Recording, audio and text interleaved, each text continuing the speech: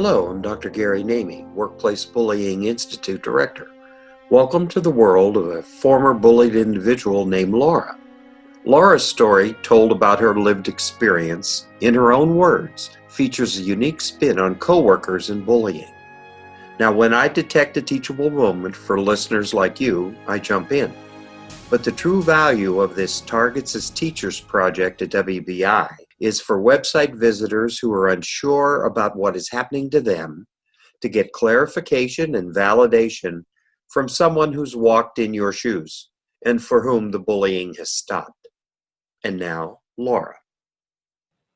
I'm going to tell a story today about my bullying experience, and I want to talk a little bit about that.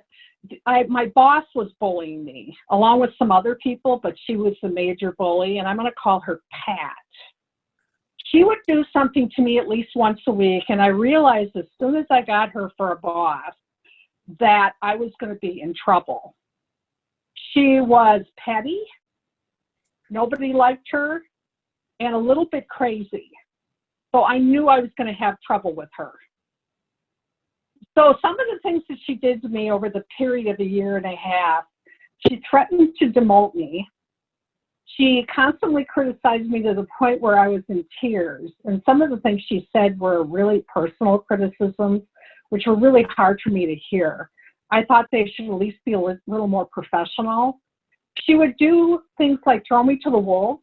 Like one time when she was talking to me, she said, I brought to a problem with her, and she said, we will have your back, me and the manager. And so what you need to do is just let the guy fail. Because I was asking him to do something, just let him fail. And I said, I don't want to let him fail. And she said, no, just let him fail. We'll have your back. So I said, I really don't want to do this. I said, X, Y, and Z are going to happen. People are not going to like it, et cetera, et cetera. So she said, we'll have your back, just go ahead and do it. Okay, it was a firm order. So I went in ahead and I let him, quote, fail. And she didn't have my back, and she told me that I was going to be in trouble for this because it was my responsibility. And then we had a meeting where there was a bunch of people and a guy on the phone and he hollered at me because he was the guy's boss. And he said I should have done it. And then she said I should have been responsible for it. I was almost in tears. And I don't cry very often, but I got to the point at this company where I cried. It was horrible. Also, this boss and the whole organization actually believed in tattletelling. So if two people stopped by, I had a situation where two people stopped by because I was 6 minutes late starting a meeting because I had some trouble. And all of a sudden, they stopped by and said actually it was three people. They stopped by and said that I was late starting a meeting. And then two people stopped by, unasked by me, that said I had done a great job. And then since there were three people who stopped by and said I was terrible, and two people that stopped by and said I was great, then it was like a +1 thing. More people stopped by to say bad things about you. So that was held against me. She also told me about other people's performance issues. She would tell me, and as a matter of fact, she asked me to be a spy for somebody else's project, and that I would replace her eventually, which wasn't very nice. So she made me be the spy. She also hauled me into gang-up meetings where I was the villain, and like 3 or 4 people would tell me how rotten I was, and I didn't get a chance. I never got a chance to say my side of the story. So this is just background to what was happening here. And there was one more thing that was just peachy. I was downstairs talking, and a couple of my friends stopped by. It was it was actually in the Skyway system, and a couple of my friends stopped by. We were just chatting. I was waiting for her to come down for a meeting. And so I was chatting, and then, we talked maybe for 30 seconds, and she comes by and she goes, Laura, it's time for you to go to work now, in a really nasty voice. And later on, I talked to my friends, and they said, was there something off about her? And I said, yep, there was. She's my supervisor. She's terrible. So anyway, I did things like well, later on, I'll tell you about this one first, but there was a group incident. The company did an employee survey, and they rated all the departments. And of course, our department came in really low for no one wants to listen to my opinion and how awful in general the place was. So HR goes, we really want to talk to you guys in the group and see what's going on. So HR came in, and she was actually a pretty nice lady. And I don't know how we did this, but we actually got it so none of the supervisors were there, including her. All right, which was kind of lucky for us. But anyway, we got into the room and we started talking, and all of a sudden, I thought I was the only one experiencing these things, but everyone in there who talked, I could have said the same thing. The whole department was being bullied. A lot of people by her, some by the manager, and there was one supervisor who was really scared of everybody. So he didn't bully anybody, but he was probably being bullied. But anyway, no supervisors were there. We were all talking, and I was just astounded that all these other people were having the same experiences as me. And in fact, there was one woman that I always had trouble with, and we would fight and stuff because I would try to ask her to do something that was her job, and she was just all sullen all the time. And most of the time, I did win the fight, but it was really hard dealing with her, and she just looked terrible, like a wet piece of work. She was just really, really sad. And I never figured it out until during the group, she was in our department, she started talking, and all of a sudden a light bulb turned on. And I realized that she was bullied even worse than me. She was bullied worse than me. And all of a sudden I looked at her and she looked at me, and we had an understanding that both of us were having issues. And then from then on, we didn't have any more fights or problems. But anyway, going back to the group, so everybody expressed their opinions. HR dutifully wrote everything down and said, oh my gosh. And they, wrote names and all kinds of things down, and we thought we had been heard. And she said, yeah, I'll go and I'll write up and we'll do something about this. Well, the next thing we heard was, in the next staff meeting, that all of us people have an attitude problem. And we got a lecture about our bad attitude. And so it was almost kind of funny.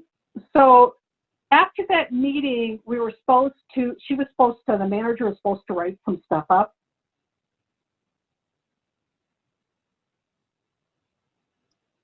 I want to ask you, long before you finish now, right at this point, what advice do you have about trusting HR to the targets who are listening? My advice is that mostly HR, for reasons of not being trained, or probably mostly for not being trained, they usually do not help you. You have some great statistics on your website. My experience with going to HR was not helpful, and I can talk about that in a little bit too, what that was like. It was a separate experience. As a matter of fact, maybe I will do that right now. During my bullying, I can't remember if this was before the group or after the group, I decided, well, first of all, I went to her boss, which didn't help, all right? She said she talked to her and said she would do better, but then she just came down on me harder, this boss did.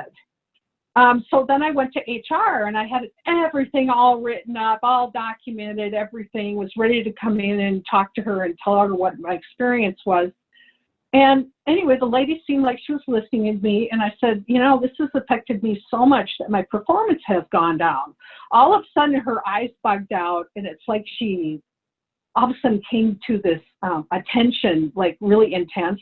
And she said, you need to talk to your supervisor more and listen to what she tells you. And I was so angry. And at that point, I knew that my company wasn't going to do anything for me. But I did decide to go out in a big trail of glory, shall we say. And I want to talk about that too, also. What eventually happened to me. So the bullying went on. My health got worse and worse and worse and worse. Got a high level of anxiety. I couldn't concentrate, hence my performance went down. I couldn't do a lot of things, and I just started feeling really awful, like I had been losing myself. I just lost myself and no self-confidence. I went to the company, what do you call them? The counseling part of the company, and they said that she told me confidentially, the counselor, that a whole bunch of people from this company were going down to there and talking about the same things I was. So that made me feel better.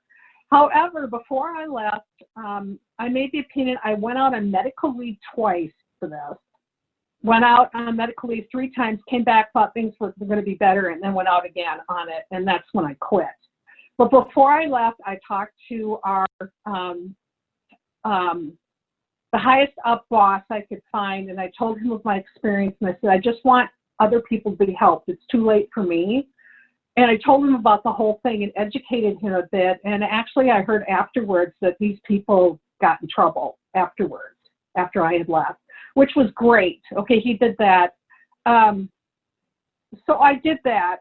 And so that felt better. And I went on medical leave, then went on a long-term medical leave because I couldn't deal with it. And now after about 3 years, I'm starting to feel better. But it's taking me that long to feel better. I mean, I feel like I have a sense of self again. I think they took something away from me that's going to take a long time to come back, but I am feeling so much better now that I actually can go back and work, study much better. So I want to give everybody hope that things do get better. And I filed one last thing. I filed a complaint when I left. I wrote down exactly what had happened. I wrote down all the stuff that had happened. And I want to tell people, too, that don't give up, all right? Don't let it ruin your health. It ruined my health. Get out of there before your health starts being ruined. If you're crying every day, throwing up, your health is starting to be ruined. Get out of there before that happens. Transfer out, do something. It's not worth your health. It just isn't worth it. No matter how much money you're making, whatever, it's not worth it. You can't take care of other people unless you take care of yourself. And that's what I tell people when they talk to me about bullying, is that have an exit plan. Whatever it is, if you can transfer, great, but if you can't, find some way to get out. But that's the kind of stuff I learned from that. Well, I see that as your final message to them, but I want to do this out of order. I want to ask you, how difficult was it to make the decision to leave? And then what we seem to know from the thousands of targets we've talked to is the ones who bounce back and are able to function again are the ones who took control of the way they left. In other words, you were constructively discharged. You were pushed out because they made conditions so horrible that a reasonable person like you could not stay. That's understood. But the point is to kind of break you down and have you go out with your tail between your legs. But you did not do that. So address that a little bit, because I think that reclaiming of your own dignity is a big piece of it. Was this so in your case? Absolutely. And it was very difficult for me to make the decision to leave. I mean, I had good benefits. I had a good job, well, it could have been a good job. My daughter needed my help. We needed to get those benefits from hospitalizations and things like that. So it was very, very difficult for me to leave. But the thing was, I went out looking for some help on the website, and I found your website, which said, do leave, without your tail between your legs. And so I decided I would do that. I didn't want to report them when I thought I was going to be staying because of retaliation. The place was so sick. So what I did is I talked to that lead manager, and then I left, the complaint with, just as I left, I complained. And I also made a complaint with our diversity people and told them all about what happened. Even if nothing got done, I still told my story. When I think things would have been a lot worse for me if I hadn't. It was still really hard, though. I mean, I have to say it was really hard, but I think it would have been worse had I not said anything or done anything or just ran out of there. So that's what it was like. I'm content if you're content. What more do you want to say? Did you cover what you wanted to say? If there's anything, I want to tell the victims to not blame themselves. Even if there's a kernel of truth in what they say, like maybe you did one thing or whatever, it's still not your fault this is happening. I thought it was all my fault. I thought I'm a terrible employee, that's why this is happening to me. I've always been a terrible employee. Apparently, even though the first year and a half that I worked there, I got glowing performance appraisals. And that's what I told people. I said, why all of a sudden my performance appraisal's gone down? I've always been a fighter, and it hurts sometimes. And I got pretty beat down by this, but I just decided to go out on my own terms, which I did by going out and, help and then leaving that way. How many years total were you there? I was there for either 3 or 4 years. I honestly can't remember. I think it was 3.5 years. I'll make it a compromise. I think what targets need to remember is when a person like Laura decides to leave, it's that workplace that loses the skilled person. And the loss is really their loss. Although it feels totally like a personal loss. Laura got her life back together. And yes, indeed, it took some time. But in a way, that company will never be the same without having Laura's skills. This is the stupidity of allowing this almost totally preventable turnover from happening. But employers would rather back the Pats of this world than they would care for the Lauras. But I think the real lesson in this story, which is totally unique, is the fact that when you, the beauty that when you were put together in a crazy way by HR, it backfired on HR and it turned into retaliation for all of you guys. But the truth is, what they actually facilitated was the breaking of the silence. You see, everyone was in their own silo thinking they were isolated and the only target. And then what was revealed beautifully is through this conversation is, oh, this happened to you too. Oh my gosh, yeah, that happened to me. Oh, this happened to me, this happened to me. What I don't want to have to wait on HR to get involved because they're not going to be your allies. But rather, I want bully targets to have the courage when they come out slump shoulder from a closed door meeting where every coworker knows they've obviously been subjected to some pretty deep humiliation and intimidation, and they're petrified and they're broken. Their soul is shattered right at that moment. Coworkers are too petrified to act, and targets are too scared to ask for the help. But what I want targets to learn to do is don't ask for help, but ask the following question. Has this happened to you?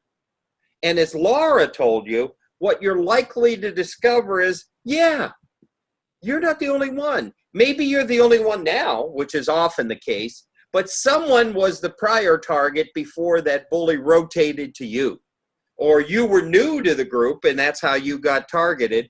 And as we all know, you're targeted because you possess superior technical skill, you're really well liked, you have emotional intelligence, and you have no desire to play political games.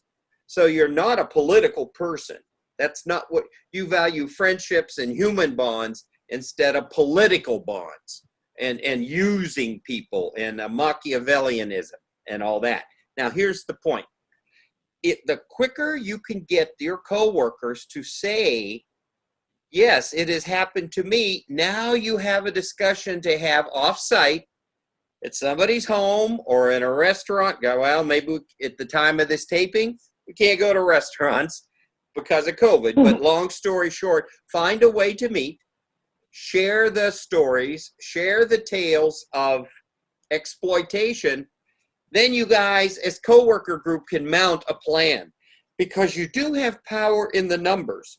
And it took a long time in Laura's place for the numbers to materialize in terms of change. It took Laura leaving, and I don't know how many other people would have had to have left before it dawned on them that Pat is a problem. Not Laura, not the other 15 coworkers. They're all exploited by the Pats and the others and the other managers. It's Pat and the management team that are problematic. And the only way the organization is going to know is if they're told. But Laura, I got to compliment you. You did it on your way out the door, which prevented retaliation against you. So in a way, you're the consultant, the informant, but you're not the person who has to suffer the brunt of the retaliation for having told what you told. Because I'm now convinced, I've changed my mind in these 23 years, that all targets are whistleblowers. Because what you're bringing forward is information upper management doesn't want to hear about their not so pretty little place. And I think, and that triggers all the retaliation, not only out of envy and jealousy, but anger that you dared to tell them, to burst their bubble, to challenge their myth of how they saw their workplace in some idealized form. And you came in with a reality check that they couldn't handle. And we can't handle reality checks as employers. We don't do it as government. We don't do it as voters. We're not too good at handling reality at all. So I think targets underestimate at their own peril how challenging reality is. Truth telling is really, really, really not easy, and it's not for the faint of heart. That's for sure. So I commend what you did, but I think your illustration is so great about that group. It's funny how the group got put together. That's weird. Okay, HR.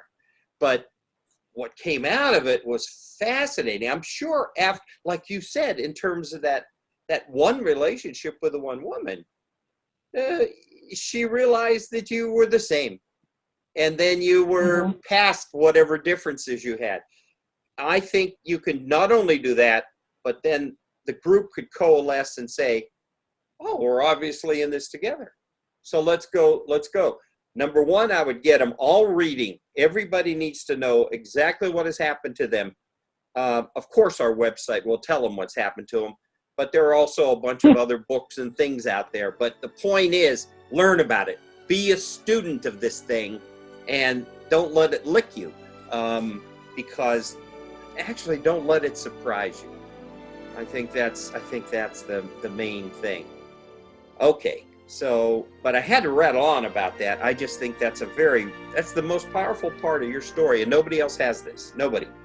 And it's just so rare that the silence is broken within the work team. And that's the beauty. Absolutely. All right, I'll shut up now. Any final thoughts? The microphone's back to you, and then we'll stop. Yeah, I have a final thought. First, I wanted to say again, if you're a victim, please don't blame yourself. I've spent too much time blaming myself. And occasionally it does come back, but then I go back to my reality, and look for my checklist. I wanted to say that, and another thing I wanted to, we didn't even cover any of this, I'm just going to throw this out here, is that bystanders, by large, aren't going to help you either. They're too afraid. Most of them, or they think somebody else will help you. They're good for private conferences, like support and stuff like that, usually. But they are not usually going to help you unless I think you're talking about going together in a group, of shared experiences. But a bystander usually will not stand up for you. That's why you have to not be surprised by any of this.